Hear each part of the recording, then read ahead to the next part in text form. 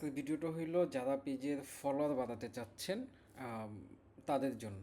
আজকের এই ভিডিওটা যদি আপনি মনোযোগ দিয়ে দেখেন তাহলে আপনার আর পেজের ফলোয়ার বাড়ানো নিয়ে কোনো প্রকার কি বলে যে কোনো প্রকার হচ্ছে দ্বিধা থাকবে না, বা আপনি নিজেই বুঝতে পারবেন অ্যাকচুয়ালি আপনি কিভাবে বাড়াবেন বা কিভাবে হচ্ছে আপনার পেজের ফলোটা গ্রো করবেন। তো এটা হইলো ডলারের মাধ্যমে, এবং অপশন একটাই একটাই থাকে, মানে এটার বাইরে আর কোনো অপশন নেই ফেসবুকের লিগেলি এটা।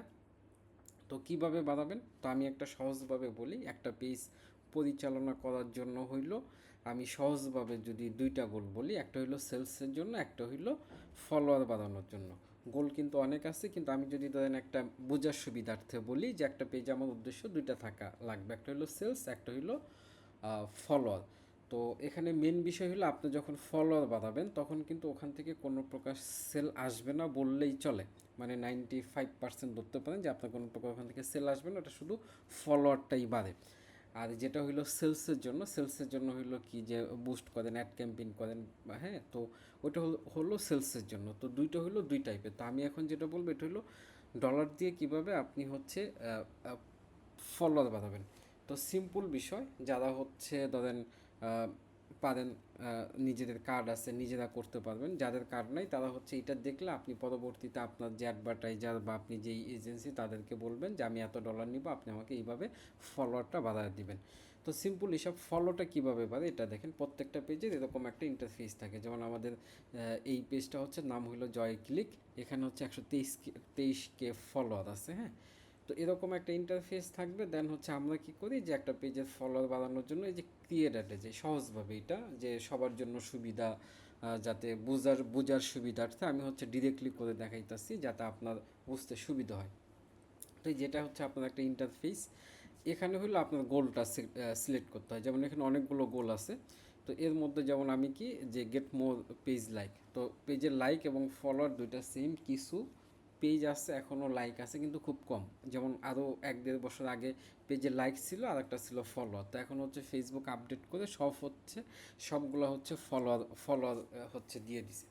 তো আমরা হচ্ছে কীভাবে ফলোয়ারটা পাই, দেন হচ্ছে এখানে হচ্ছে গোলটা আমি সিলেক্ট করলাম গেট মোর লাইক, দেন হচ্ছে আমি সেভ দিয়ে দিলাম। তো এখন এই যে বিষয়টা হলো কি যে এরকম একটা বাম দিকে দেখেন একটা ইন্টারফেস আসছে। তো এই যে দেখেন এখানে হচ্ছে যে পাবলিক কিভাবে দেখে, এই সাইটটাতে দেখেন অ্যাড প্রিভিউ, এই যে এখানে হলো ফলো বাটনটা মানুষের নিউজ ফিডে এইভাবে যাবে। যাওয়ার পরে হচ্ছে যাদের ধরেন হচ্ছে এই লেখাটা ভালো লাগবে তারা কি করবে, এখানে ফলোটা দেয়। তো ফলোটা অনেকে বুঝে দেয়, অনেকে না বুঝে দেয়। তো যার কারণে হইলো যখন আপনার এই বাটনে ফলোতে ক্লিক করে এই ফলোটা কি হয়, দেন আপনার টোটাল পেজের ফলোয়ারটা বাড়ে। তো এখন বিষয়টা হইলো যে আপনার হচ্ছে ফলোটা আপনি হচ্ছে কী বলে অল্প টাকায় কীভাবে পাবেন, এখানে একটা বিষয় আছে। ফলোটা হইলো ধরেন এটা পেইড, পাবলিক ফলোটা দেখে কন্টেন্ট প্লাস হলো ইমেজটা দেখে। কীভাবে আপনার ফলোটা দেখে, যেমন আমরা কেমন একটা ইমেজ ইমেজ যদি আমাদের কাছে ভালো লাগে, কন্টেন্ট ভালো লাগে, আমরা কিন্তু ডান দিকে লাইকটা দিই। তো সেমভাবে হচ্ছে মানুষের কাছে যখন আপনার কন্টেন্ট প্লাস হইলো ইমেজটা ভালো লাগবে তখন হইলো ফলো বাটনে ক্লিক করবে। তো আপনি যদি আপনার প্রোডাক্ট রিলেটেড ইমেজ দেন, প্লাস হইলো হচ্ছে যেমন আপনার যদি ধরেন কি বলে যে আপনার ধরেন হচ্ছে একটা থ্রি পিস, তো এখানে থ্রি পিস দিলে কী হবে, সবাই কিন্তু লাইক দিবে না। কারণ কি, থ্রি পিস অডিয়েন্স সবার ভালো লাগবে না। কিন্তু থ্রি পিসের জায়গায় যদি আপনি ধরেন হইলো বাংলাদেশে পপুলারকে ধরেন সাকিব আল হাসান, আপনি যদি হচ্ছে মাশরাফি, বা আপনি যদি আদার্স কাউকে দেন বা বাংলাদেশের পপুলার পার্সনকে দেন, তখন কী হবে, মানুষ কিন্তু তাকে দেখেই ফলোটা দিবে। তো যার কারণে হইলো যখনই আপনি ইমেজটা হচ্ছে চেঞ্জ করে দেন তখনই আপনার ফলোটা অল্প টাকায় বেশি আসে।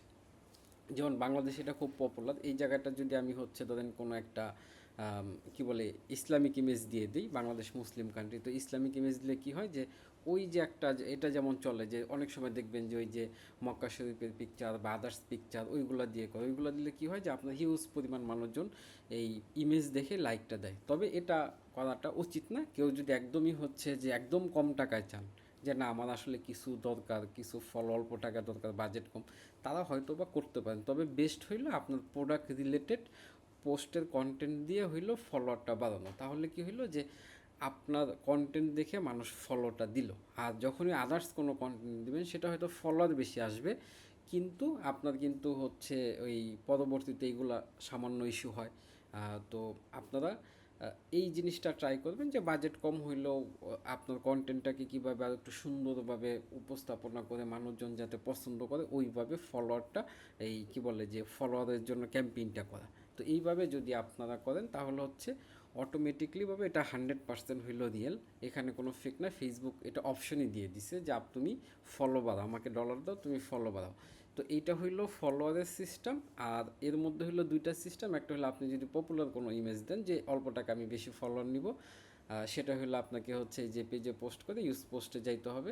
দেন আপনি এখান থেকে যে কোনো একটা পোস্ট আপনি কি করতে পারবেন যে ইউজ করতে কি বলে যে এখানে আপনি দিতে পারবেন। যেমন এই যেখানে এই জয় ক্লিকের একটা পোস্ট আছে যে সোশ্যাল মিডিয়া মার্কেটিং, তো এখানে যে দেখছেন ফলোটা চলে আসছে, কন্টেন্ট চলে আসছে। তো এখানে যদি আপনি আদার্স কোনো ইমেজ দিয়ে কন্টেন্ট দিয়ে পোস্ট করেন ওটাও আপনি কি করতে পারবেন, ইউজ করতে পারবেন। তো বেটার ট্রাই করবেন যে পেজে রিলেটেড কন্টেন্ট দিয়ে হচ্ছে পোস্ট করার, প্লাস হচ্ছে প্রমোট করা। তারপরেও যদি বাজেট একদমই লো থাকে সেই ক্ষেত্রে হয়তো বা আপনি ট্রাই করতে পারেন। আর আরেকটা যেটা বিষয় হলো, মার্কেটে যেমন 400 টাকা 300 টাকার ফলোয়ার পাওয়া যায়, এইগুলো হচ্ছে ফেক ফলোয়ার, এগুলো হচ্ছে থার্ড পার্টি থেকে দেয়। এটা হচ্ছে পর্যায়ক্রমে কমতে থাকে, 2 মাস 3 মাস 4 মাস পর পর হচ্ছে এগুলো কমতে থাকে, কমে কমে একটা পর্যায়ে দেখা যায় পেজে থাকে না। তো বেটার হইলো যতটুকুই করেন ফেসবুককে ডলার দিয়ে লিগেল ওয়েতে করেন। তো আশা করি আপনাদের হচ্ছে ফলোয়ারের যেই বিষয়টা এটা আপনাদের হচ্ছে একদম 100% ক্লিয়ার হয়ে গেছে।